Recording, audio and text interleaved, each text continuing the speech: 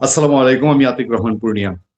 শুরু করতে চাই আমাদের সম্পাদক আলোচিত বিতর্কিত মাহফুজ আলমের একটা ডায়লগ দিয়ে। মাহফুজ এনাম ডেইলি স্টারের, যিনি বলেছেন উই এন্টার দ্য এরা অফ মার্ডার। এখন কি সেই মার্ডারের এরা থেকে আমরা মুক্তি পাবো কিনা? আমাদের আজকের অতিথি জনাব শেখ ফরিদ ব্লগার ক্রিটিস্ট, আপনাকে সালাম জানিয়ে শুরু করছি আমাদের পূর্ণিয়ার ভিউর ইউটিউব চ্যানেল এবং ফেসবুক পেজের অনুষ্ঠান আলোচনা অনুষ্ঠান খোঁজ খবরে। জনাব শেখ ফরিদ আমাদের নিয়মিত আলোচক, আপনি আপনার আলোচনা আপনার বিশ্লেষণের জন্য আমাদের দর্শকরা অপেক্ষা করেন। বাংলাদেশে একটা নির্বাচন হয়ে গেল। আমি বিশদে যাওয়ার আগে এই নির্বাচন আপনি কি চোখে দেখছেন, কি ডাইমেনশন আছে, এটুক দিয়ে আমি শুরু করতে চাই শেখ ফরিদ। ধন্যবাদ আপনাকে, সেই সাথে পূর্ণিয়ার ভিউ দর্শকদের অনেক অনেক শুভেচ্ছা। আপনি যে কথাটা বললেন আমার এই নির্বাচন সম্পর্কে, আমি বলতে চাই যে কোনো সন্দেহ নাই, অনেক বিতর্কিত, অনেক বিতর্ক রয়েছে এই নির্বাচনে, কোনো সন্দেহ নাই। ভাই একটু কেটে দেন, আমার এখানে সাউন্ড আসতেছে, একটু কেটে দেন, আবার প্রচুর সাউন্ড আসতেছে। ঠিক আছে ঠিক আছে, আমি মাঝখানে এডিট করে নেব। আচ্ছা,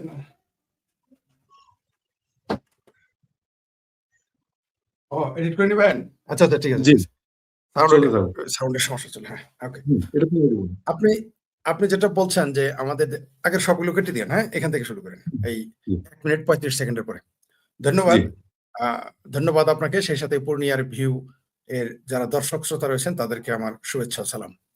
আপনি যে প্রশ্নটা করলেন যে আমাদের দেশের এই নির্বাচন সম্পর্কে আমার ব্যক্তিগত ভিউটা কি, আপনার চ্যানেলের নামও ভিউ, আমার পার্সোনাল ভিউজ হচ্ছে নির্বাচনটা কোনো সন্দেহ নেই বিতর্কিত।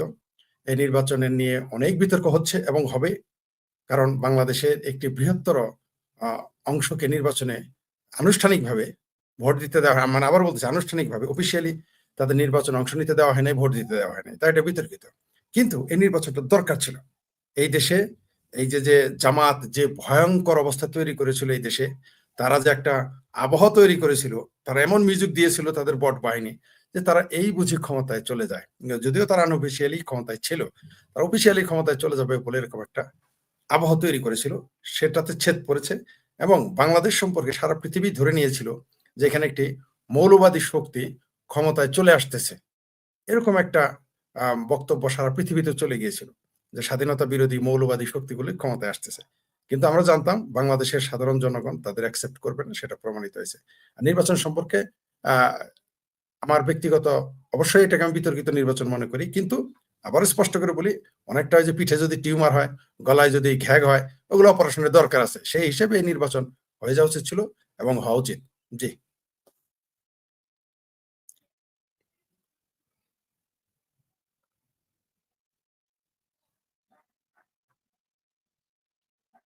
আর আমাদের এই দেশ এখন এমন একটা সন্ধিক্ষণে এসে দাঁড়িয়েছে, যদি বিএনপি এবং আওয়ামী লীগ বা অন্যান্য যারা গণতান্ত্রিক রাজনীতিতে বিশ্বাসী, যারা বাংলাদেশের গণতন্ত্রকে প্রতিষ্ঠিত করতে চায়, যারা বিশ্বাস করে এই দেশে গণতন্ত্র থাকা উচিত, যারা গণতন্ত্র চর্চা করে, যারা কাগজপত্রেও গণতন্ত্র বিশ্বাস করে, যারা মনে প্রাণেও গণতন্ত্র বিশ্বাস করে, তাদেরকে গণতন্ত্রকে প্রাতিষ্ঠানিক রূপ দিতে সেটা চর্চা করতে হবে। সেটা ছোট দল হোক, বড় দল হোক, মেজ দল হোক, অত্যন্ত বড় দল হোক, সবচেয়ে বড় দল হোক, তাদেরকে গণতন্ত্র চর্চা করতে হবে। যদি গণতন্ত্র আমরা চর্চা না করি, তাহলে এই মোল্লা আর মিলিটারি যে কোনো সময় এই দুই দলের উপরেই স্টিম রোলার চালাবে, যেটা আমরা অতীতেও দেখে আসছি, এখনো দেখে চলছি। ফরিদ ভাই, আমি জানতে চাই যে এখন যে নতুন সমীকরণ হবে রাজনীতির, সেই নতুন সমীকরণটা কেমন হবে বাংলাদেশে?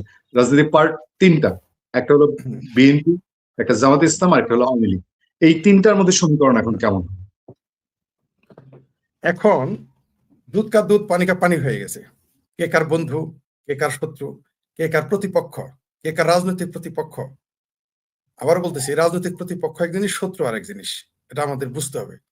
যারা গণতন্ত্রে বিশ্বাস করে তারা প্রত্যেকে একে অপর রাজনৈতিক প্রতিপক্ষ, শত্রু নয়। কিন্তু যারা গণতন্ত্রে বিশ্বাস করে না, তারা রাজনৈতিক দলগুলোর শত্রু, দেশের শত্রু, গণতন্ত্রের শত্রু, ধর্মনিরপেক্ষতার শত্রু, বাংলাদেশের ৭২ সংবিধানের শত্রু, বাংলাদেশের স্বাধীনতার শত্রু। কারণ যারা গণতন্ত্রে বিশ্বাস করে না এবং প্রকাশ্য বলে বেড়ায়, তারা যে দলেই ঢুকুক, তারা বিএনপিতে আসুক, আওয়ামী লীগে আসুক, জোট করেই আসুক, বা তারা গোপনেই ঢুকুক, কারণ আমরা এখন গুপ্ত একটা রাজনীতি দেখতেছি। এই যে স্বাধীনতা বিরোধী জামাত, তারা একটা কৌশল নিয়েছে, যেমন 25 বছর যখন কমিউনিস্ট পার্টি পাকিস্তান আমলে নিষিদ্ধ ছিল, তারা কিন্তু বিভিন্ন দলের ভিতরে উপদলে ঢুকে যেত ভিন্ন নামে। জামাত সেই কাজটা করতেছে। তারা প্রকাশ্যে একটা দল আছে, আপনি দেখেছেন জামাত যে ঢাকা বিশ্ববিদ্যালয়ে তাদের ছাত্র সংগঠনের বিজয়, সেটা নীলক্ষেত চাপে হোক আর যেভাবে হোক তারা দখল করলো। আপনি দেখেন সেখানে কিন্তু তারা লেখে নাই যে ইসলামী ছাত্র শিবিরের প্যানেল, এরকম কিছু লেখে নাই। তারাও কিন্তু সেখানে সাধারণ ছাত্র জনতা নাম দিয়েছিল। অর্থাৎ তাদের এই কৌশলটা অতি ভয়ঙ্কর। এটা আওয়ামী লীগকে বুঝতে হবে, বিএনপিকে বুঝতে হবে। এমনকি আমি মনে করি এখনো বিএনপির ভিতরে তারা তো ঘাপটি মেরে রয়েছেই, আমি মনে করি আওয়ামী লীগের ভিতরেও তারা কম হলেও সেখানে ঘাপটি মেরে রয়েছে। আপনি দেখেন কিছু কিছু আসনে, অনেক আসনে তারা ভোট জালিয়াতি করেছে, বা সেনাবাহিনী বা ইউনূস তাদের জালিয়াতি করার সহযোগিতা করেছে। কিছু কিছু আসন ছিল যেটা আমার জাজমেন্টে আছে, 4-5টা আসনে তারা ভোট পেয়েছে, ওগুলো জালিয়াতি করে নাই, ওগুলো তারা ভোট পেয়েছে, ফেল করেছে যদিও, কিন্তু সেইখানে এত ভোট পাওয়ার কথা না। তার মানে কি, সেইখানে হয় এগুলো জামাতে বিএনপিতে ঢুকে আছে, অথবা এই জামাতি আওয়ামী লীগের ভিতরে ঢুকে আছে। আমি নামগুলো নিচ্ছি না সঙ্গত কারণে। সেই সমস্ত অঞ্চলে, যেমন বৃহত্তর ময়মনসিংহ অঞ্চলে একটি আসনের কথা বলি, সেইখানে তারা 30,000 প্লাস ভোট পেয়েছে, ফেল করেছে 30,000 প্লাস ভোট পেয়ে। সেখানে 30,000 ভোট পাওয়ার কথা না, জামাতে 30,000 ভোট নেই। কারণ একটা দলের, যেমন ধরেন বামপন্থী একটা লোক 30,000 ভোট পেয়ে গেল, সেটা তো অবিশ্বাস্য। তেমনি জামাতেরও সেখানে ওই আসনে অবিশ্বাস্য, কারণ তারা 30,000 ভোট পেতে পারে না। তাহলে এই লোকগুলো কারা? হয় আওয়ামী লীগের ভিতরে আছে, অথবা বিএনপির ভিতরে লুকিয়ে আছে ঘাপটি মেরে। এটা কিন্তু গণতন্ত্রের জন্য ক্ষতিকর।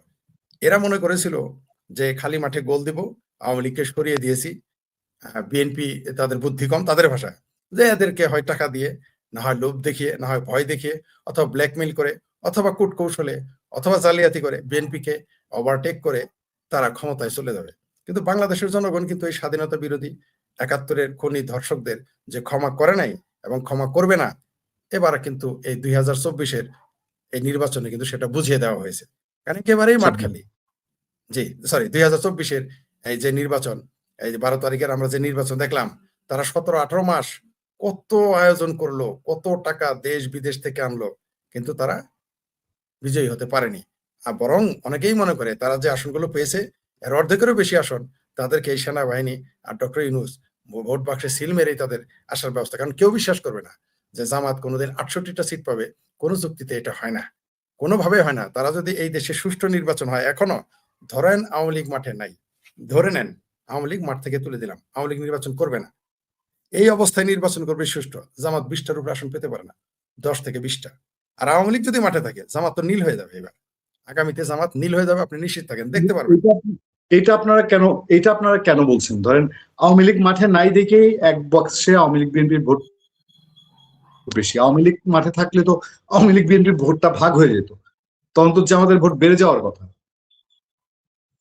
না না না, আপনি যে যুক্তিটা দিলেন, ওর তো এগুলো ভোট না, এগুলো তাদের সিল মেরে দেওয়া হয়েছে। আচ্ছা আপনি বলেন তো আমাকে, তারেক রহমানের সাথে ঢাকার একটি আসনে যে লোকটা ভোট পেয়েছে, মাত্র 4,000 ভোটের ব্যবধান, পৃথিবীর যারা, বাংলাদেশে যারা রাজনীতি সরে সরে কখ জানে, তারা এটা বিশ্বাস করবে এত ভোট পেতে পারে? তারেক রহমানের সাথে প্রতিদ্বন্দ্বিতা করে মাত্র 4,000 ভোট কম পেয়েছে, 4,000 সামথিং। মানে আর 4,000 ভোট পেলেই তারেক রহমান সেখানে ফেল ঢাকাতে। কোন ব্যক্তি, যে ব্যক্তিকে কেউ চিনে না, আপনি এটা বিশ্বাস করেন? এটা লজিকে হয়? তা আবার তারেক রহমানের সাথে জামাতের আমির তো নিজের কেন্দ্রেই ফেল করেছে, যদিও তাকে পাশ দেখানো হয়েছে, তার কেন্দ্রেই তো সে ফেল। আপনি মনে করেন যে লোকটার নাম জানে না, চিনে না, জানে না, তাকে আপনি এতগুলো ভোট করতে আসলো? আচ্ছা মির্জা আব্বাসের কেন্দ্রে কে দাঁড়িয়েছিল?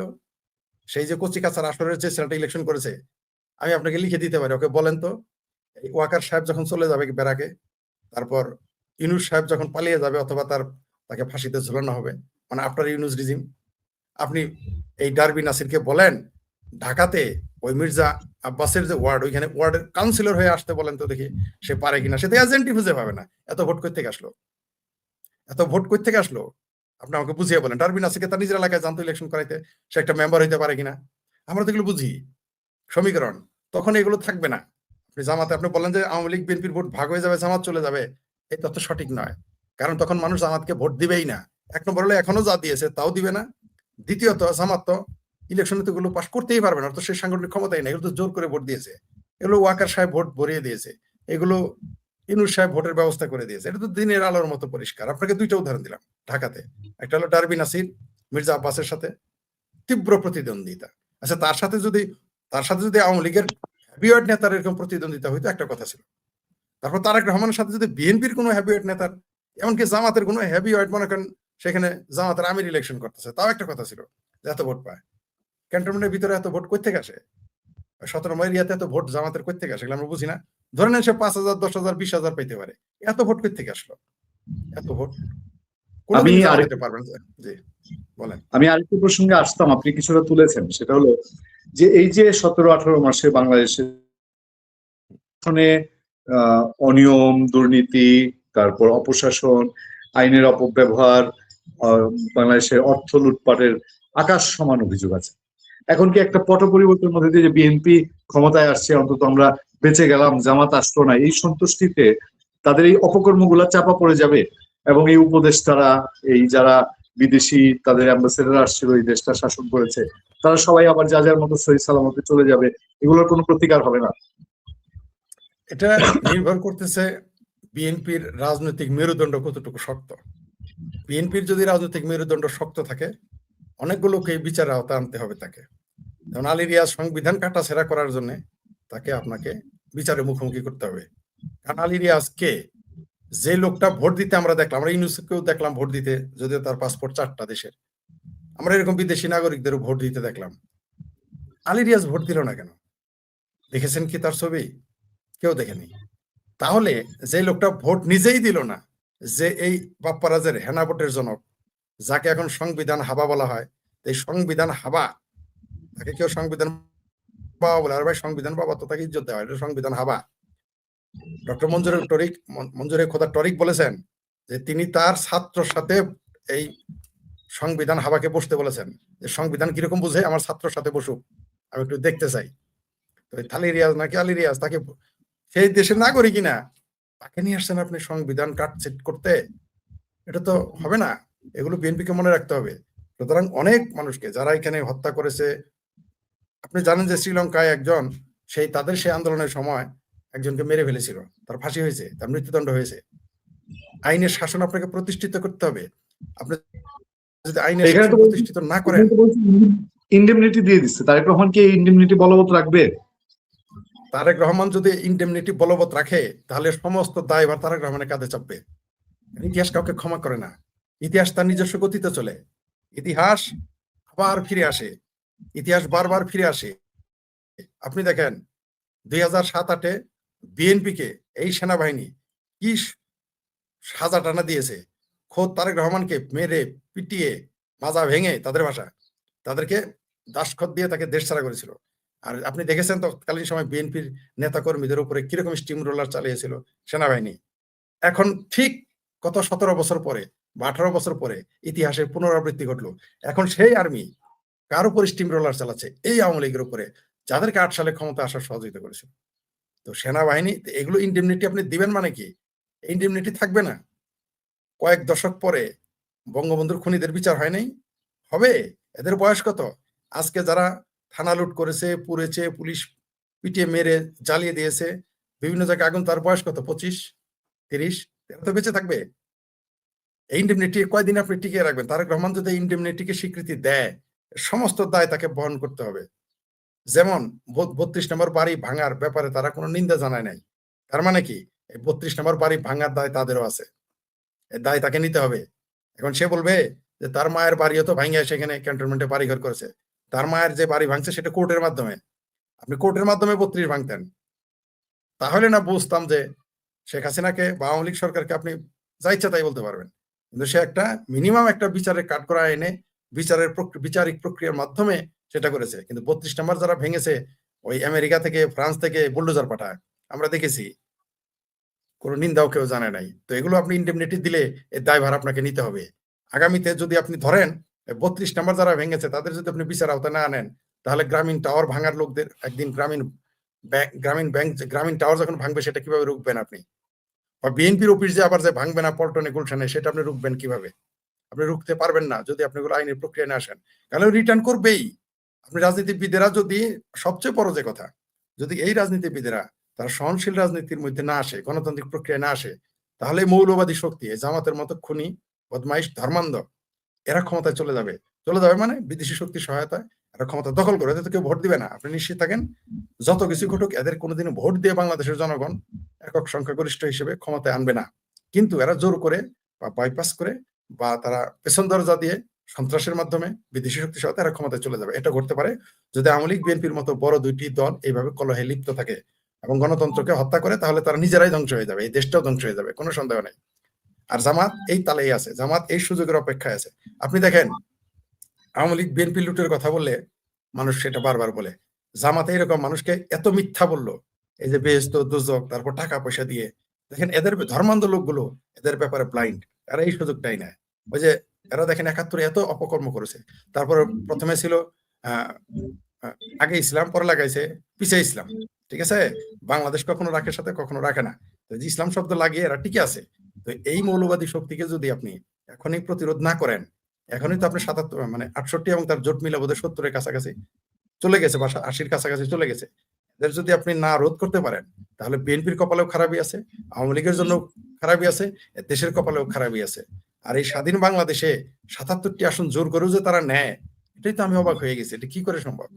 এইখানে মিরপুরে দেখলাম, যে মিরপুরে ছিল বধ্যভূমি, যেখানে এত মানুষকে মেরে ফেলা হয়েছে মুক্তিযুদ্ধের সময়, সেখানে পাশ করছে একজন স্বাধীনতা বিরোধী বিরোধী সাজাপ্রাপ্ত, মানবতা বিরোধী, স্বাধীনতা বিরোধী সাজাপ্রাপ্ত আসামির ছেলে। ওই অঞ্চলে ওই আসনের আওয়ামী লীগ বিএনপি এবং বামপন্থী নেতাদের গলায় দড়ি দিয়ে মরে যাওয়া উচিত। এখন বিএনপি দোষ হবে আওয়ামী লীগকে, আবার বামপন্থীরা দোষ দেবে বিএনপি এবং আওয়ামী লীগকে। এগুলো দোষাদোষী, দায় নিতে হবে, দায়িত্ব নিতে হবে। আওয়ামী লীগকেও যেমন দায়িত্ব নিতে হবে, বিএনপিকেও দায়িত্ব নিতে হবে, বামপন্থীদেরও দায়িত্ব নিতে হবে। এই স্বাধীনতা বিরোধী, এই যারা স্বাধীনতা বিরোধী শক্তির যে যারা অগ্রভাগে ছিল, তাদের পুত্র কিভাবে সেখানে পাশ করে, কি করে সম্ভব ঢাকার মতো জায়গায়? অনেকেই দুষতেছে যে রংপুরে তারা মফিজ, তাই তারা ভোট দিয়েছে। মিরপুরে তো আর, এই ঢাকাতে তার মফিজেরা থাকে না, এইখানে কিভাবে পাশ করলো? যে জামাতের আমির নিজের এলাকায় গিয়ে জামানত হারায়, ঢাকা শহরে সে কিভাবে পাশ করলো? এখানে তো মফিজেরা থাকে না। এই যে মেটিকুলাস ডিজাইন, এই ডিজাইন যদি আপনি ঠেকিয়ে দিতে চান, তাহলে অবশ্যই বাংলাদেশে গণতান্ত্রিক প্রক্রিয়া চালু রাখতে হবে। যদি আপনি গণতান্ত্রিক প্রক্রিয়া চালু না করেন, এইভাবে আপনি দেখেন সেনাবাহিনীর হাতে এই জামাতেরা কিন্তু ডলা খায় না। কারণ কি, সেনাবাহিনীর হাতে ডলা কারা কারা খেয়েছে? বিএনপিও খেয়েছে। সেনাবাহিনীর প্রধান এই দলটি প্রতিষ্ঠিত করেছে, ক্যান্টনমেন্ট থেকে জন্ম যে দলে, সেই দলকেও কিন্তু ডলা দিয়েছে। আওয়ামী লীগকে তো ডলা দিতেই আছে ৭৫ থেকে, এবং আরো দিবে এই সেনাবাহিনী। মোল্লার মিলিটারি কোনোদিন আওয়ামী লীগের পক্ষে না, আওয়ামী লীগের আপনি বুঝাইতে পারবেন না, খোদা আওয়ামী লীগেরই বুঝাইতে পারবেন না। এটাই হলো চীনের দুঃখ। রইল বাকি বিএনপি। বিএনপি যদি মনে করে সে ক্যান্টনমেন্ট থেকে এসেছে, জন্ম নিয়েছে, তাকে সেনাবাহিনী সহযোগিতা করে, তাহলে ১৭ বছর ক্ষমতার বাইরে থাকলো কেন? রাষ্ট্র দিয়ে চলে যেতে হয়েছিল কেন? আর এই যে জামাতিরা এই সেনাবাহিনীকে এমন ভাবে, বাংলাদেশের সেনাবাহিনীতে এবং বাংলাদেশের বিশেষ বিশেষ প্রতিষ্ঠানে জামাতিরা এমন ভাবে গোপনে রয়েছে, যার প্রতিফল আপনি ৭৭ বা ৮০টা সিট তারা দখল করেছে। এটার দায় কার? এই দায় নিতে হবে আওয়ামী লীগের, এই দায় নিতে হবে বিএনপির, এই দায় নিতে হবে বামপন্থীদের, সকলের। তারা দোষ দিতে পারে, যেমন মির্জা ফখরুল সাহেব বলেছে যে নিপীড়নের কারণে জামাতের উত্থান ঘটেছে। তাহলে নিপীড়নের কারণে তো তাহলে আওয়ামী লীগের উত্থান ঘটবে, তখন কি করবেন? নিপীড়নের কারণে আপনাদের উত্থান ঘটে না কেন? বিএনপিকেও তো নিপীড়ন করা হয়েছে।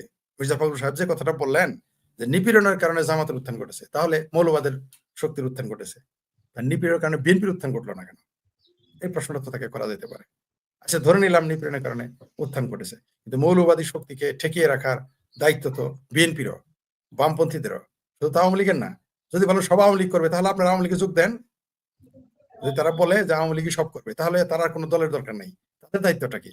কিন্তু সবাইকে দায় নিতে হবে।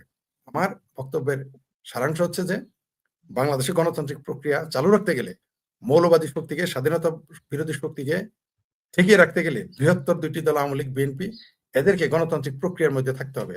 যদি না থাকে, প্রতিবারই এরকম ডলা তারা খাবে। ডলা বলতে আমাদের জামালপুরের ভাষায় বললাম, সিরাজগঞ্জের ওই দিকের ভাষায় বললাম, ডলা মানে তারা এরকম বিপদে পড়বে, নির্যাতন হবে, নিপীড়িত হবে, ক্ষমতাচ্যুত হবে ভিন্ন কায়দায়।